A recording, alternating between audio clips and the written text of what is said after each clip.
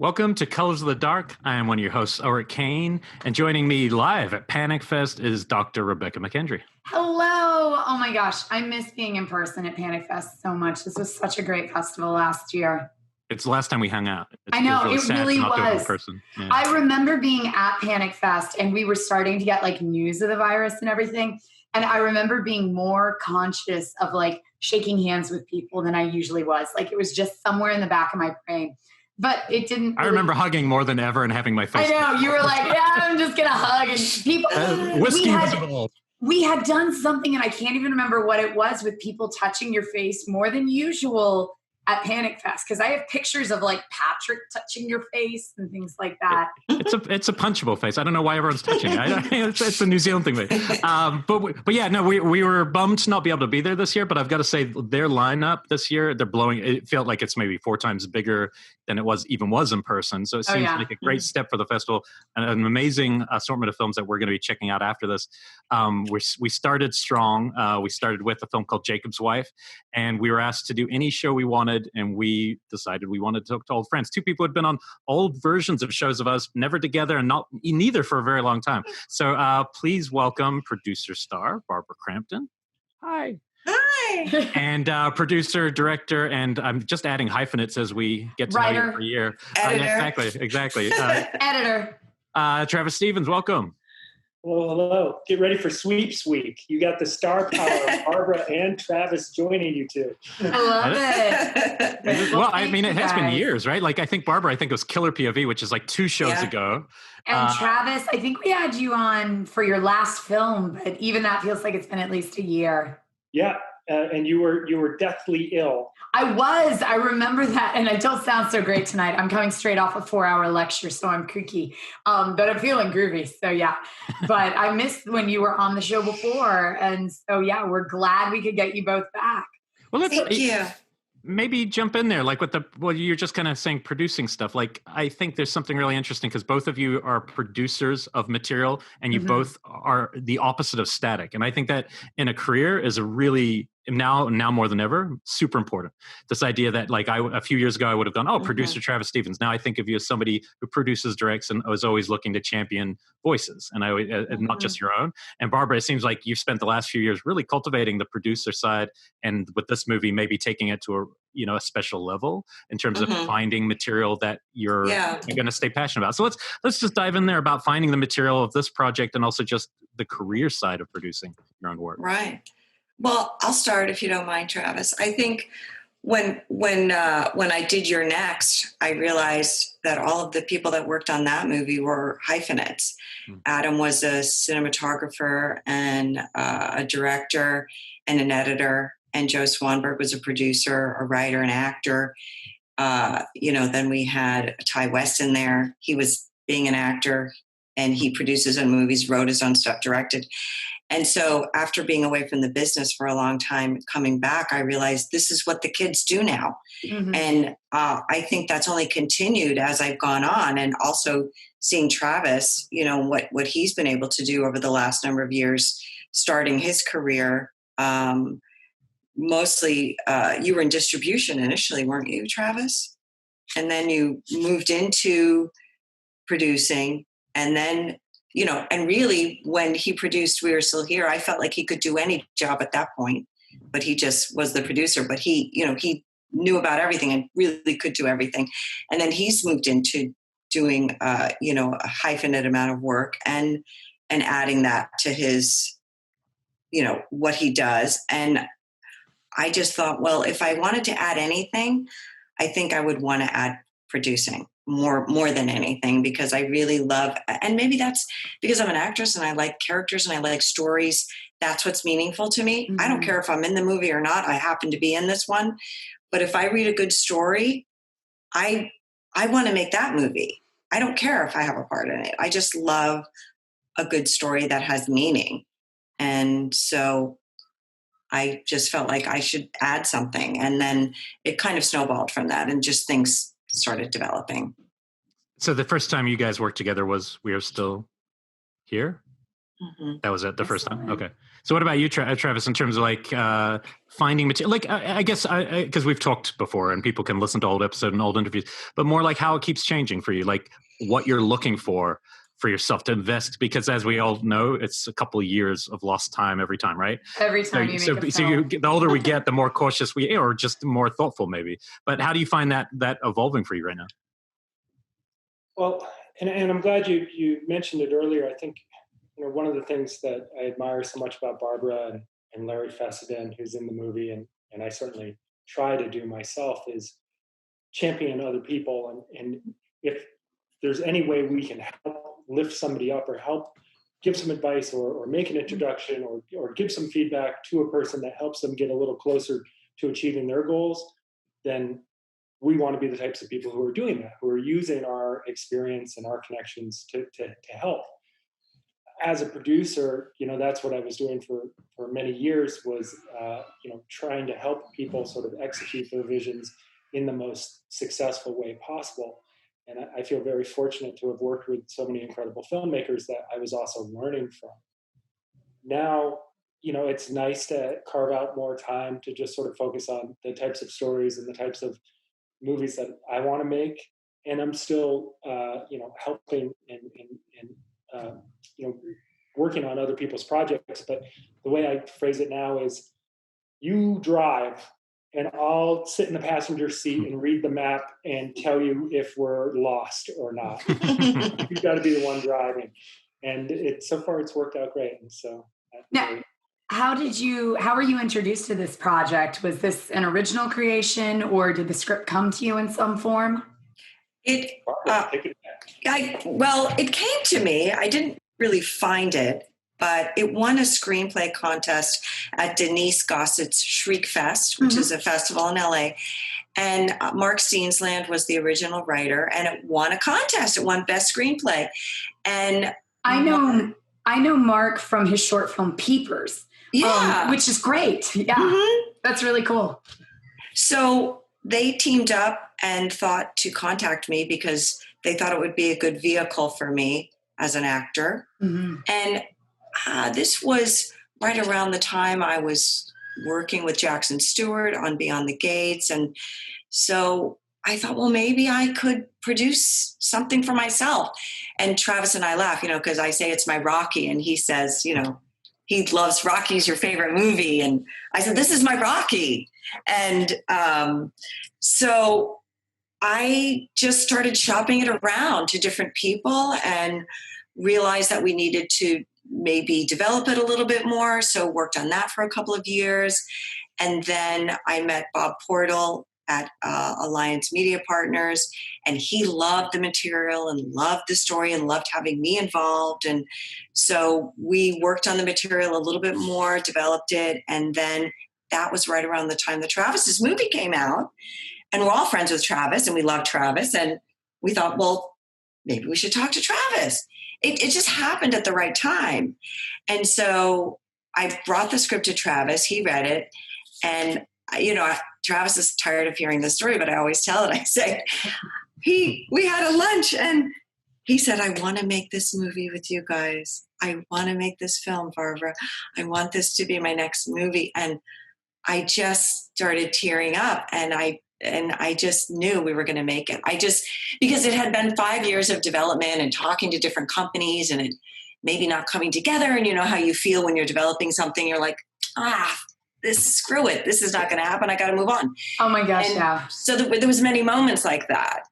And then when, we felt like the script was in a really good shape, and then we brought it to Travis, and he said he wanted to do it, something went off in my body, in my spirit, in my soul.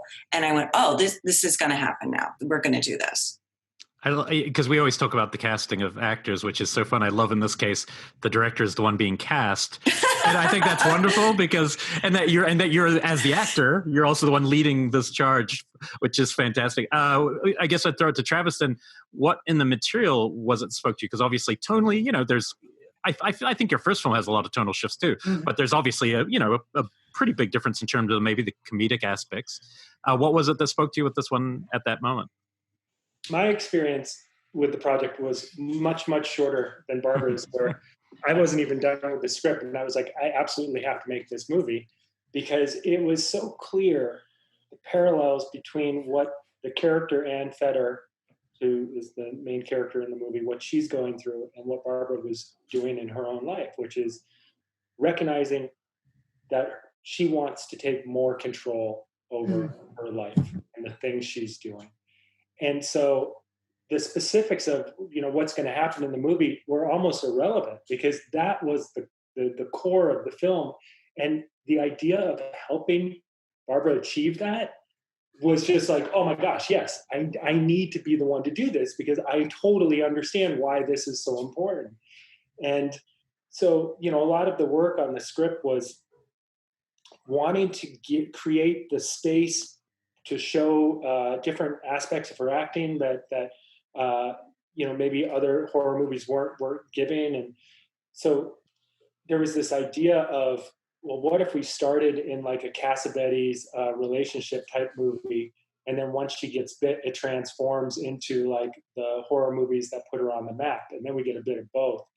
And like, nobody said no. People just kept saying, yeah, that's great. I was like, this is the best development process I've ever had. Yeah. Wow. And as soon as you said Cassavetes, I totally see it now. That totally makes sense. Now, for casting, how did Larry Fessenden enter the conversation? Because he is just wonderful in this.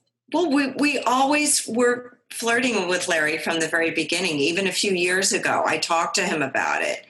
And, you know, you can't ever say, oh, this is definitely going to happen. You're definitely going to play the part until you have the money in the bank and you're ready to go and whatever. But we just kept talking to him, because we also felt that his career was similar to mine, and that we've just been both with the genre for a really long time. I mean, he's done more aspects of it than I have, but he's been a horror icon for so long, and he hasn't really gotten a meaty, succinct part like this in a very long time, if ever, really. And also, he's long married. We're about the same age, and we know each other really well. We've worked together, and we've been friends over the past few years. And I think we all wanted somebody in the role that felt really familiar. And so that, you know, there was a fear to cast somebody that we didn't know, because we don't know how it's going to be on set. You don't know how the dynamics are going to be. So to work with somebody that we already knew, we trusted, we felt there was a comfort level there, was going to be beneficial for the whole project going forward, I think. And you're both, what's interesting about that casting of both of you is you're both, there's a bit of a tension, which I always love in casting, of you both playing against the type that you've often been cast as. Yes. Because when I think of Larry, I think of a wild man. Yeah. Larry's like in my brain. easy. He's always going to be like the drunken woo man who's like, And I think of you as like somebody who walks into a room with a smile that like kind of lights everyone up and makes people feel better as a person. That's every time I've witnessed you, you have done that. so by opening the movie, not getting to do that in the first images, I thought that was super interesting. And kind of going back to the Cassavetes thing, it wasn't that you go start Cassavetes and you go gore. It's that you come back. So I'm watching this movie, and we were talking a little bit before we start about like how much we like it. So we'll make sure we talk about it. So this is partly so people will know that they need to not miss the movie, but also just, it was the coming back to something I think is hard to balance. Like Reanimator and Evil Dead are two of the few horror comedies that aren't just funny. There's also horror elements that are actually scary and unnerving. So I think this was falling in line with those types of movies. But what it then did to me in the second half is it grounded this in this very relatable to anyone, because it could be any real kind of relationship, not just marriage, about voice, and how it's very hard to be 50-50 in anything, right? And how some people so I was telling you guys before, I had a very personal reaction, and I'll tell you, it was interesting. When I was 8 or 10, my mother, who's a Kiwi, lovely Kiwi woman, married a minister. And that you would think that, of course, on a surface level, that there's your thing. But it's that you guys really nailed they become, a minister's life is the center of a community. And they are usually big personalities. like people, especially if they're not like, I'm not talking Catholic priests, I'm talking ministers. And in New Zealand, I watched my mom, who was, single while I was little, suddenly, be married into this thing that she didn't necessarily, I don't think she really bought into it all that much, but then became very subservient in that world. And I watched that for, 15 years before one day she just, kind of left the marriage. But it was always to see somebody, it wasn't intentional. It's like two people who can't take up the space equally, and it just kind of grows and grows, and the voice gets lost. And it wasn't. I've actually told Becca. I think that's exactly it. Yeah, and it was so close. I mean, that part of it was just on an observation. Even though the tone of what you guys were making is so different, the heart of it was actually very accurate to what I witnessed as an outsider growing up to that. And so I was really impressed by that level of it, because it's also not as simple as he's bad for that. He's unaware. No, he's unaware. No, and he takes. Yeah. No, and it wasn't our intention to make Larry's character the bad guy at all. I mean, and he doesn't end up that way. No. See, it reminded me of Season of the Witch, and how the dynamics play out. And I assume that's why you had done Jacob's wife, because it's denying her agency, because Season of the Witch was originally called Jack's wife. And so I had thought that you were winking at it, but it's the same concept where it's like, the man kind of in this sense becomes the figurehead, the breadwinner, the community center, and then, just kind of falling in line with it over years, and whether or not you realize that there's a subservience happening. And that one attacks with the burn it all down. It does. Types of, and that's what's interesting. And that's why I could almost see the politics confusing reviewers who don't want nuance, because I think to myself, well, yes, it can be a feminist picture. Yeah, your character, it can be a feminist ride and still be murky, because it's not just about her. It's about her. She's in a relationship still. She still loves the guy, and he's still part. He can be doing his best and still not be perfect. And I thought that was so unusual for most films. I mean, I do think that these are issues, and Travis and I have talked about this, that are eternal, just like a vampire is eternal. I don't think. Women are always trying to get more equality. And we always think, oh, we've passed some plateau and we have it now. But no, we have to keep reminding people that we're here. I don't know what it is about men and women. These are questions we're going to ask for a long time. But I even see it in my own marriage. I've been long married, and my husband is very strong and very strong-willed and a very strong personality, and as strong a personality as I have. In many ways, he's stronger than me. And I feel like I still have to fight for my own voice sometimes in certain situations in our relationship, even after being with him for 21 years.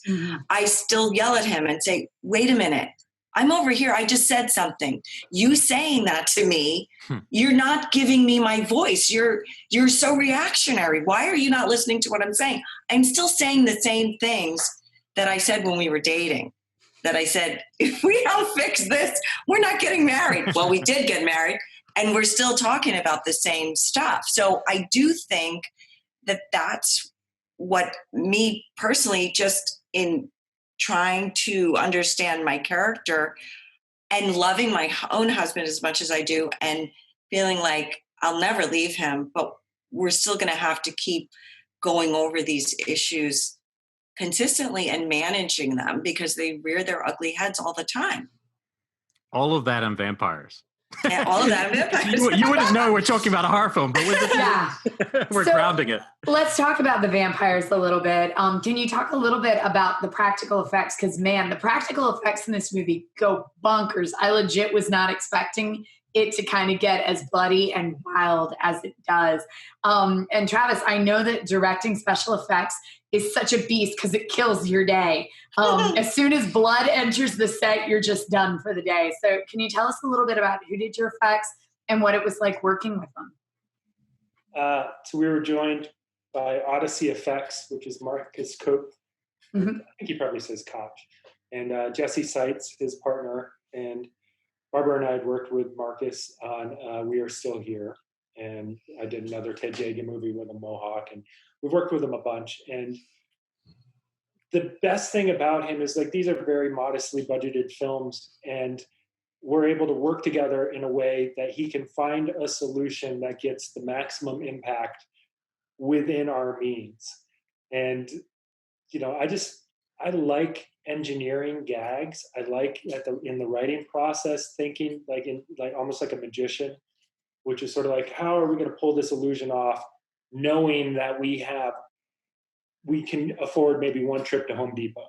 Like we can't just write whatever we want and just somebody else will figure it out. Like this is going to be something we have to figure out, the week of or the day of. And Marcus is somebody who's got such a wealth of knowledge, not just of special effects, but of filmmaking, that it's really fun to sort of work through this stuff with him. And, because part of the humor of this movie is this couples whose life has gotten shrunk so much and has become so sort of small. The vampire element is supposed to introduce this wild, crazy, absurd aspect into their lives, and therefore the gore has to reflect that. And so when people, everybody's always like, well, what do you see here? And I was like, well, this is a movie about a lust, somebody rediscovering their lust for life. That's what our vampires represent, right? Mm-hmm. And therefore, when our vampires attack, what I see in my head is like a dog playing with a garden hose that's spraying, where they're just so happy and so filled with joy and just laughing. And that's, I felt like something we hadn't seen in a vampire movie before, which tends to be so, focusing on the sensual, or they're basically zombies with capes, so it seemed like something we could do that was fun. And it's madness. Yeah. Our climax, we had monsoons hitting and stuff, and our climax had a bunch of gags and stunts and wire stuff, and working out the math on how to shoot that after we lost a day was. So there's certainly points where I'm like, maybe next time it's just the camera moves and the sound design tells us something happened. Don't do it, Travis. No, stay on course. You're doing good. Oh, damn it. So leave that to the people who have no budget at all. A little bit. Can you talk a little bit about the vampire itself? It was such just this beautiful classic design with these contemporary updates, and the actress who was playing it as well. Who's still my scariest moment in any contemporary movie from Mulholland Drive. The dumpster scare still gets to me. So as soon as I saw Jacob's wife last night, I immediately was like, who is that? And started IMDbing her. And that's when I realized she was from Mulholland Drive. And a ton of other films where I was like, oh, that's her. Oh, that's her. Like, The Nun. For a lot of people, it's The Nun, Yeah. And when she was in The Nun, I'll let Travis talk about the vampire design and everything. But as far as Bonnie Aarons goes, I really, talked to the guys and I said, I really would like Bonnie to play this part, because when I had seen her in The Nun, and we had all also been friends. We met at a convention, as you do. You meet at conventions, and we got friendly. And I was really struck by her. She's very outgoing and really thoughtful and friendly. And I don't know, there's just, you meet somebody and there's a vibe about them and you just like them immediately. And I really liked her. And then I was so excited to see her in The Nun. And then I saw The Nun and I didn't see much of her. And I wrote an article in Fangoria that, have a column there. And I talked about the women, the iconic women of horror, and how we don't see a lot of, female Freddys or Jason or whatever. It's always the guys. And why not the women? And so I thought, finally, with The Nun, we're going to get to see Bonnie Aaron in her element. And I wanted more of Bonnie. And probably that was because I have a personal relationship with her now. So I'll admit that came from me personally. But then when we realized we had this part in Jacob's wife, I said to Travis, let's really consider Bonnie. I really think she'd be great for it. And let's give her a little more meaty role, So I was really happy that she said yes. Which was also fascinating because I wasn't really thinking about it till, late in the movie, but the kind of the gender not being clear in the vampire character also connecting to the sensuality. Because often, I hate to say it, but when you step back from vampire movies and think about them, they're pretty damn creeper. It's a bunch of men putting you under a trance and then doing what they want with you. And so what I found actually really effective in this, even before I realized that it was Bonnie, and it never really became the factor, was that its manipulation of you was for you to touch yourself. Yeah. not for it to touch you. Yeah. And I thought that was actually really interesting. It just felt like a unique touch on this kind of interplay. And then it makes even more sense once you realize it's Bonnie and it becomes somebody who's it's almost like somebody who was in your same position once and has gravitated this position. Well, her speech kind of says that at the end. I was once like, whatever her lines were, Travis, you can tell us, a mouse scurrying through, the feet of self-important men, and now she wasn't. So, yeah. I guess we'll open up to the lore of we've talked about, as Beck asked, about vampire design, but also just like you guys talked about how this changed from the original script. Was the vampire storyline and elements and lore of these particular vampires set, or did you guys get playful with it? Like, obviously daylight isn't a problem in this world, which I thought was really interesting.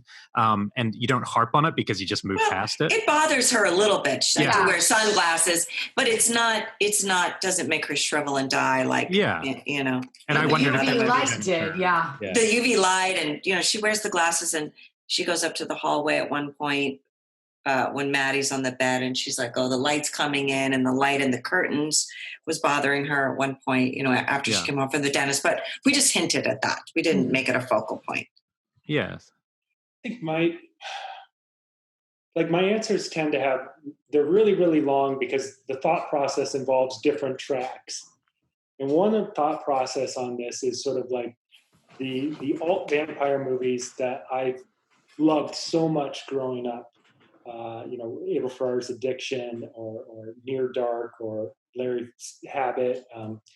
These movies that are like, we're going to contemporize this story in a way that shows it's not your grandparents' vampire movie. And I love that. And we have certain aspects of that in Jacob's Wife.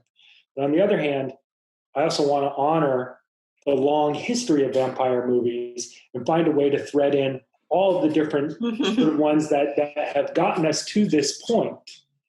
So that's part of the thought process. And then the other thought process is also doing something new that maybe contributes to the subgenre. So we're moving it forward. So, at the script stage, I think, like you said, Albert, like often the vampire represents a male suitor and it becomes an either or choice. And at the script stage, it was so obvious that for this movie to be about Anne choosing herself,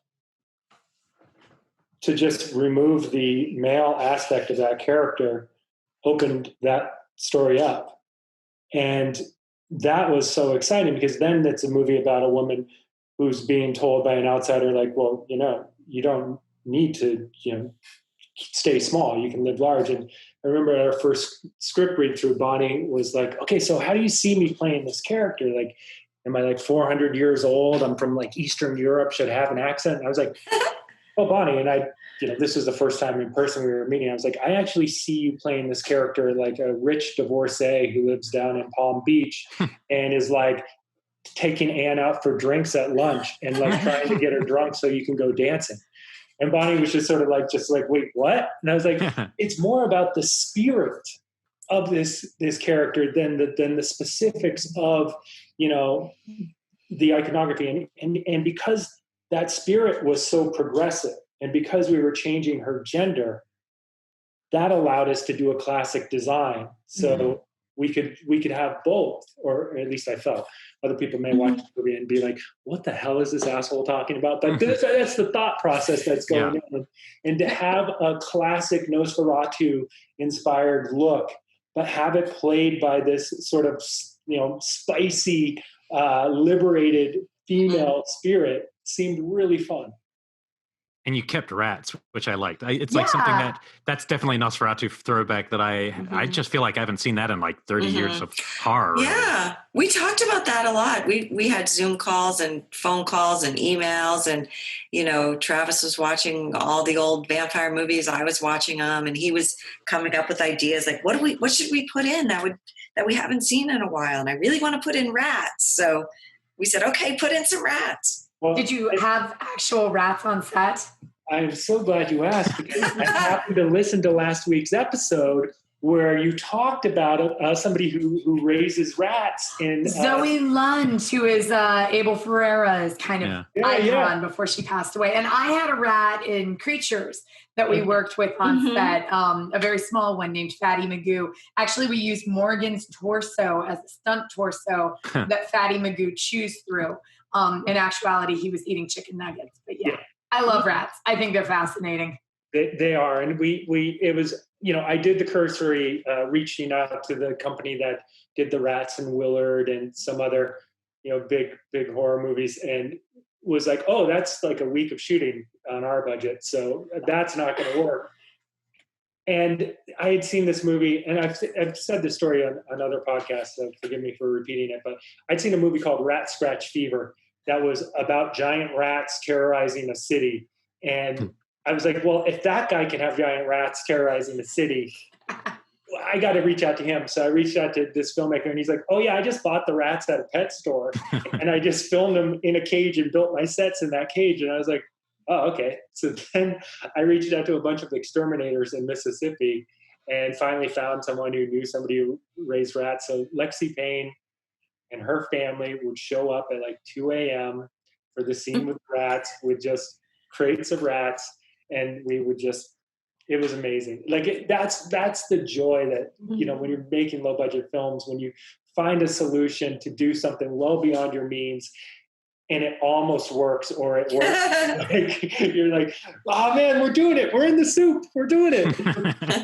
Oh my gosh. That is so cool. And even the scene where Barbara is at the window and we see the rats scurrying away. It was just nice little touches like that we just have not had that kind of rat persona associated with them for so long. Yeah. Sorry. Oh, the other element about also your vampire character, by changing it, had it been a male figure, I don't know if I would have ever been able. And this, obviously, there's some spoilers. We'd encourage you to go watch the movie first before it can be. But like that, the master could take out Larry's character any second they want. The point of the movie that makes it's so smart is that it doesn't want to make that choice. It wants to challenge you to make your choices about your marriage. And to me, that's what maybe puts this movie in just a slightly different lane than a lot of what it could have been in my mind, and why it was such a pleasant surprise for me, because it kept thinking and feeling as it went in that way. And I thought that also, as just a narrative device, solved that problem that a lot of horror films can have at a certain point.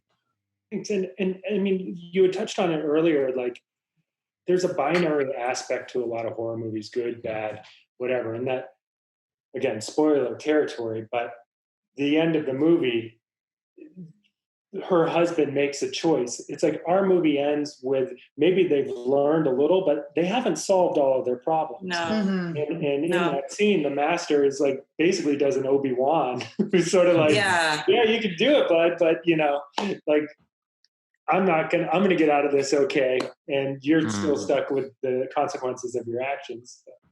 Yeah, because I think the questions continue on, and the ways that we deal with these situations continue on. And do they ever get solved, ever? Mm-hmm. Do they?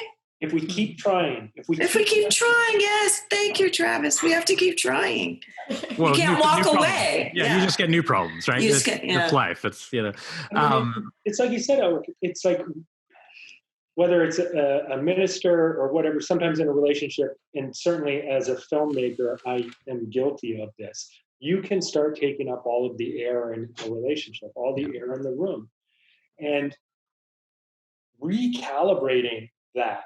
Yeah. And learning like, hey, this other person needs oxygen too, like metaphorically and literally, like that's the point of the movie. And that's what we're trying to leave the audience with is this experience of like, oh, we just watched a couple that had a conversation and now there's a chance for things to change. But not everything's resolved, but there's a chance for things to change. Right. They the movie opens where they're quote marks okay, but actually dead. And by the end of actually dying, she's transformed, which is really fun. I mean, honestly, I don't want to underplay that to people listening because it surprised me. And we've seen a lot of movies, obviously, doing these shows, and it kept surprising me with that quality. And the other thing that I wanted to bring up here was the other actors, because we talk about support cast always, and you have these two vets that we love, but then you also have another 80s vet coming in. And for a couple scenes. Oh, he was so good. He was so good. And, he still acts, and he also teaches acting to young people. And I believe that he has a permanent position at one of the studios and works with a lot of the young talent there. And he came on set so easy and free-flowing and just was like a Svengali with me, and drawing me in. And I was like, oh my gosh, this is Robert Russler. He's so cute and so awesome. And just, he totally had me. And he was just so natural and easy. And I do think that comes from his work with kids too. There's something special about him. I thought he was wonderful, and I loved working with him. And Travis found him. We didn't know who it was going to be, and Travis went to a screening, right? What happened? Yeah, I mean, I'm a thrashing super fan. Like, it's probably my Bible. But thrash, yeah. I just chuckled the entire time that we had Robert Russler from Vamp, and that's what I was thinking. The two suitors for Anne, and I was like, again, it's like stupid little layers to the sort of the history of this subgenre that you're just looking for ways to just weave it into the tapestry of what you're making beyond just the story. Now, obviously, we know Mark Kelly just as a friend, and he's phenomenal. My first friend in LA, by the way. First person I met in LA 10 years ago. We were both 2 months from having our first babies. You guys met I remember that. And we met I'm only telling this because it still makes me laugh. I looked over at this dude. I hadn't seen him in Mad Men yet. And after it ended, I remember saying, I'm pretty sure that guy's an accountant. He was really boring. And when he came up to talk to me, he was like kind of flat and dull, but he was really trying hard. He really wanted to meet me. I don't know what that was about. Your birthing class, right? This was our birthing class where I dropped the baby a couple times. But then the next time he comes up to me, and it was so clear that he had singled me out. There's like 30 people here. He had just decided on me, like, to talk to. So we start talking. Then it turns out he's an actor. I'm like, what? You're an actor? I came in here to make films. We start bonding. And it's one of those things where I think it was like maybe even a month later, after we were actually friends, he told me, I got to be honest with you, man. The only reason I went up to you is because Jay Duplass, or it was Jay or Mark, I can't remember. He had just been in their film because one of them told me when they found out I was having a baby, they said the best advice we can give you is make one good friend from your birthing class because they're the only person who'll ever know what the fuck you're going through. And so he went out of his way to make a friend. And then, awesome. I still love, I love the guy, and I'm always so happy to see him pop up. And I think I helped him get in Rebecca's, and then was always happy when he showed up in Buster's. And so our daughters are in the same elementary school class now. So that's so nice. But those kind of, but that does tell you something about LA as a random town. And something I'm always very proud about is how first impressions, you were saying you get vibes from people, you do, but also first impressions can always be so wrong. Especially in a town like this where people are almost forced into bullshit roles at times, and just the occurrences. I've more than anything tried to dial that back in my life to be like, hey, this first impression, I'm going to wait till the next time we get a chance to maybe, see what the situation changes. And so I'm always pleasantly surprised when somebody's, because he's one of the most lovable guys. But I also think he was really well cast because in this, he was a bit against type 2, where it gave you a viewpoint outside of the marriage to see how judgmental he was. Yeah. That character is very judgmental on your role, on women's roles. And it was nice to see somebody to bounce Larry off. So I thought that was pretty fascinating too. Did you do any casting locally? Because there were so many just good smaller roles. Yeah.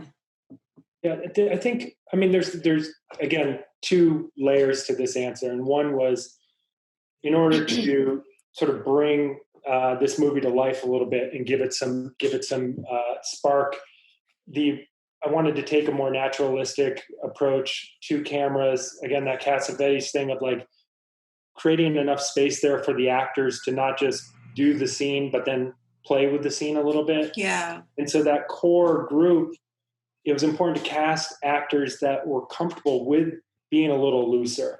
And so, Mark, working with Duplass brothers and the movies we had done, and Sarah Lynn, who plays his wife, and Larry, obviously, surrounding Barbara with those actors that she could really dance with in an interesting way was like one of the main objectives. Yeah.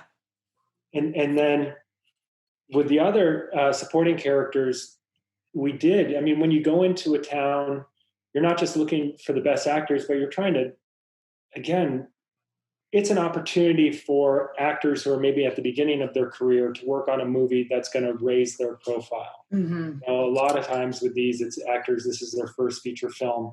And so it's not the same thing as looking at somebody with a bunch of credits and choosing who's the best or who's got the most sales value. Often it's really just watching tape after tape after tape and finding that diamond in the rough. And Barbara and I and Bob Porto, the other producer, we would watch tapes from people who didn't even know that they should look in the camera when they were doing the audition. I mean, we're talking green, and to find those personalities and to find that talent in that, not wilderness, that sounds ridiculous. Basically, when you're in a place that you don't have those relationships, where maybe you met somebody at a birthing class, like where you're really starting from scratch, I'm very proud of it, and I'm really proud of the sort of critical attention these supporting actors have gotten for the work. I think Naisha Bell is incredible and comes on. That's the one I was going to ask you about, because I thought her scene where she had the blood running from her eyes and her mouth, I thought she was incredible in that. Like, that felt like a real pro. Like, she transformed in that moment. Yes, she even from the audition tape was just like, we're watching and just her tape was just like, oh, like Jimmy Page just like stepped on stage and just started like wailing on the guitar. And I was like, okay, here we go. Yeah. No, she was great. Like, if there was a spinoff, I'd happily just watch her in another movie where she's still vamping, Yeah. Yeah, she was great. It's actually hard. But yeah, so I mean, and just remind people where was the space? Because I did read something about my dog Skip's house. I don't know what the hell I saw that in. We shot it in Canton, Mississippi.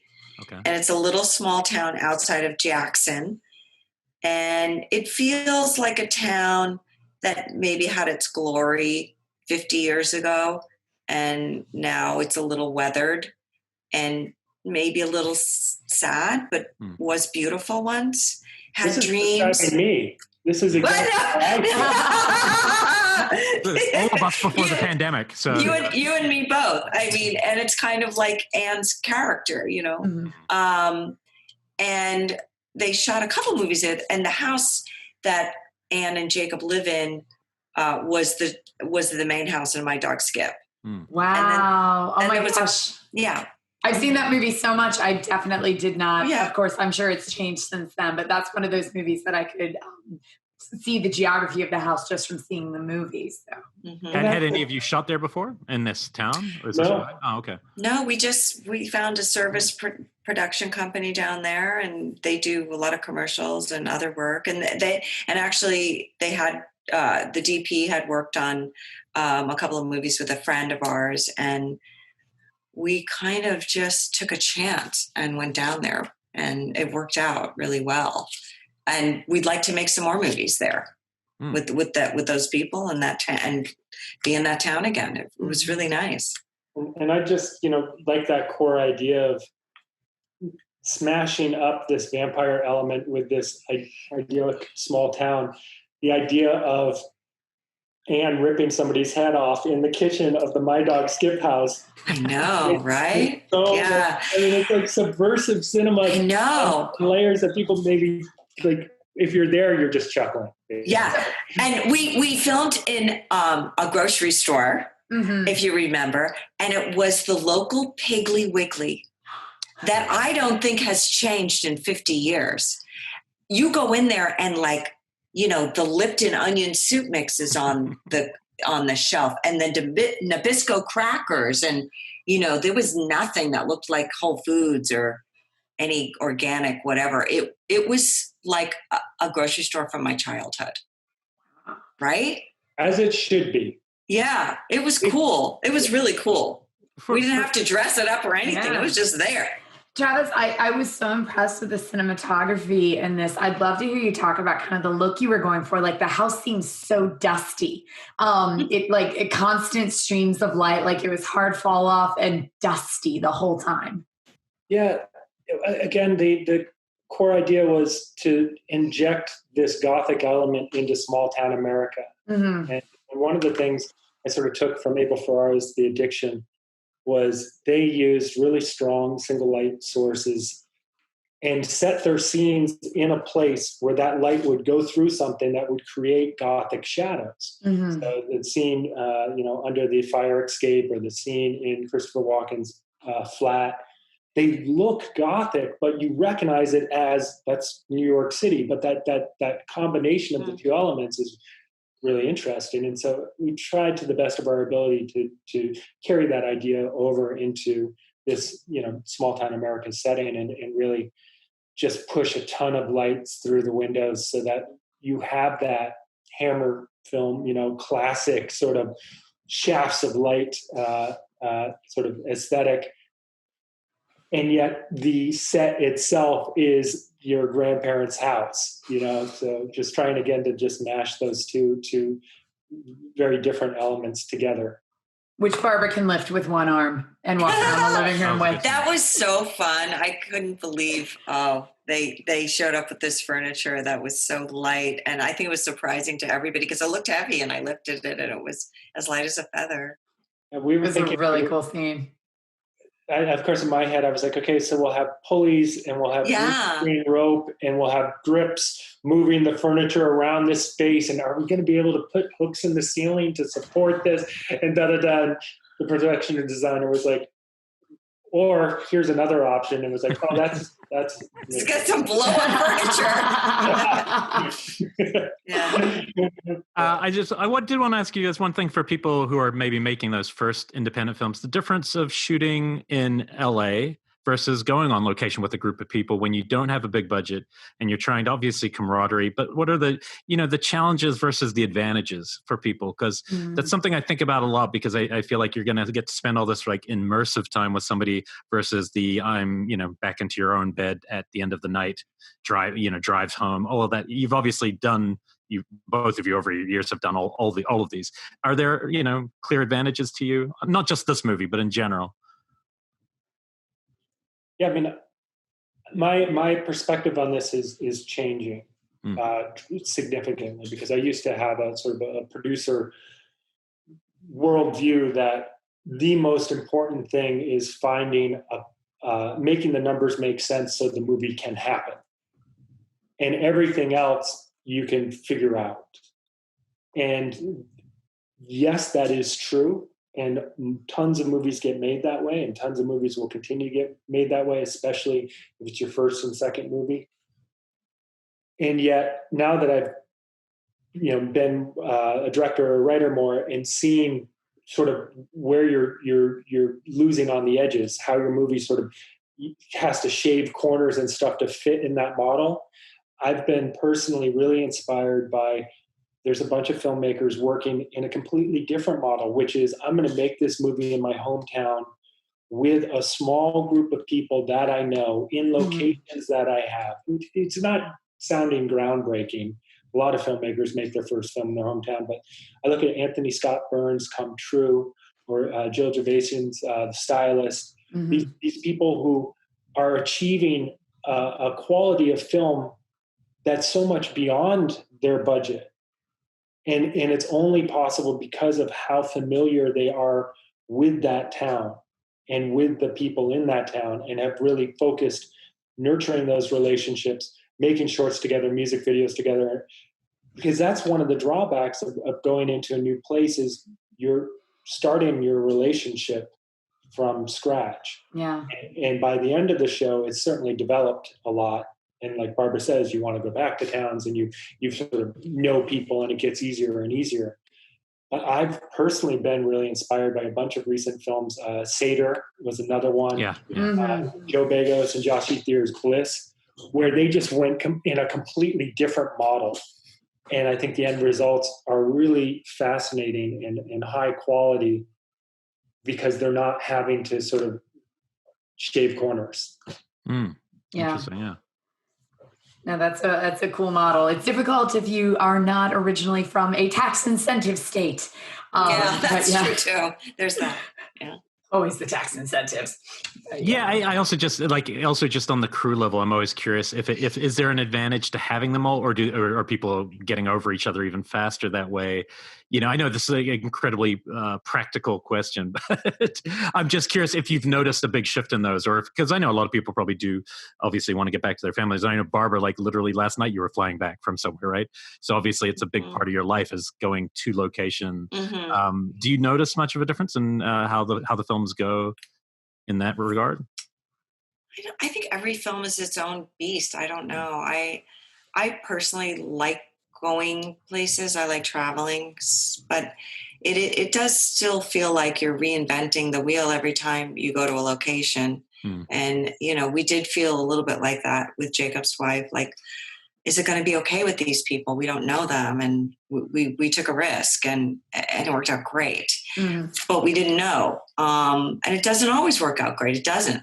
I just got back from doing a couple of days on a movie in Utah, and we made the movie in the lead actress's vacation home, her 10,000 square foot vacation home from her family. Her family happens to have a really nice vacation home, and she made it with her friends. And I was sort of, I don't have anything to do with the movie. I was just brought in at the last minute.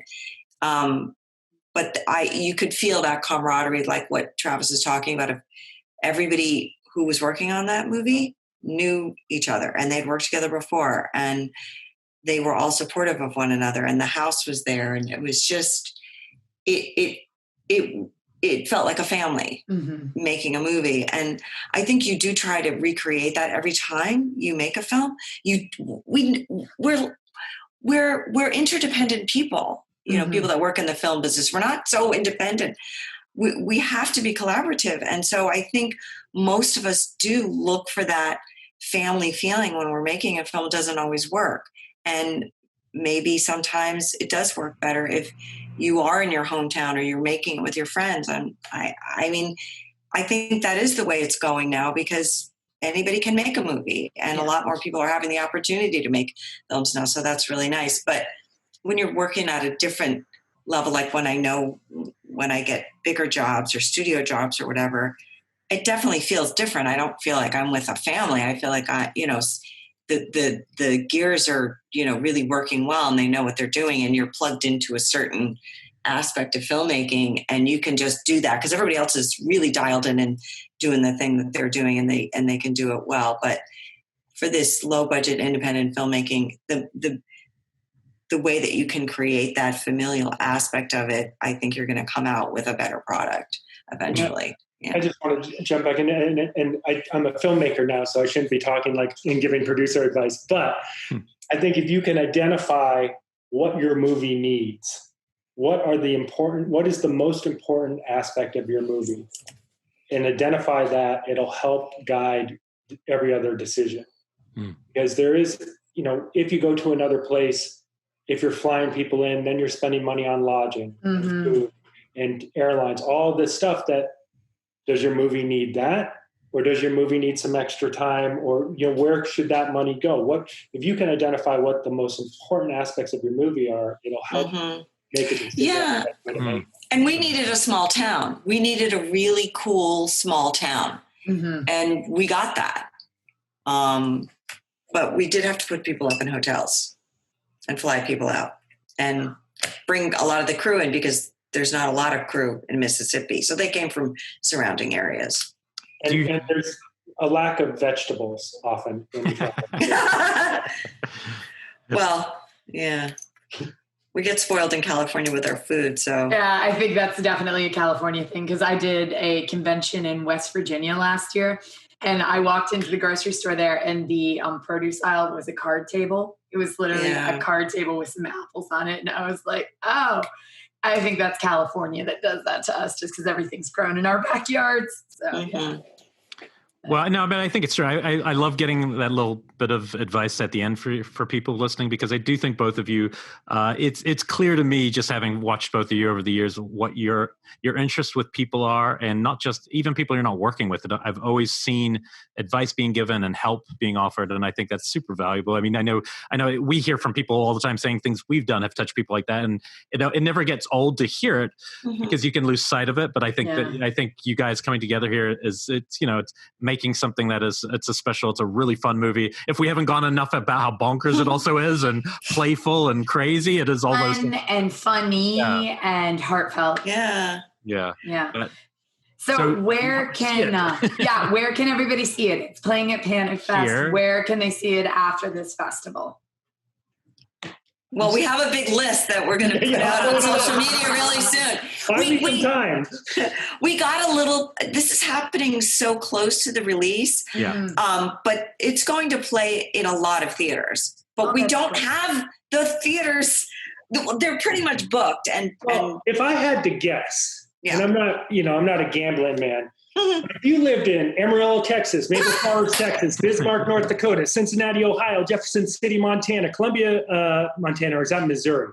Dearborn, Michigan, Port Huron, Michigan, El Paso, Texas, Bay City, Michigan. I don't know my state's abbreviations, so shame. Come on. I went to public school in Vermont. They didn't have funding. Anyways, there's a list of 30 cities. So it's doing a theatrical. It is. We'll be putting that out on our social medias really soon, but it's going to play in 3 or 4 places in LA, I think. That's the Lemonade, North Hollywood, the Vineland Drive-In, and the Arena Cine Lounge Drive-In, all the 16th, 17th, and 18th. I encourage everybody to go see it the 16th or 17th, because on the 18th, I hope everybody's watching the Fangoria Chainsaw Awards. Yeah. Yes. Yeah. Good plug. I may be part of that. You may be part. We'll see. We may be part of that. We may. Who knows? We'll see. But you'll be able to rent it on Amazon and iTunes, and I assume Vudu and Google Play and all of those, right? Well, it's Travis? an interesting timing. I mean, it's just cool timing that you guys got your festival run gets a little mixed up with the pandemic, but the fact that now that it's coming out, we're going to have options, and I think that's super lucky. Yeah, I am excited to see theaters reopening and that you guys get that experience. Even if it's right at the start of it. So, have you guys been to the theater yet? Since I haven't yet. No. I haven't either. I just noticed that my AMC Stubs account reopened.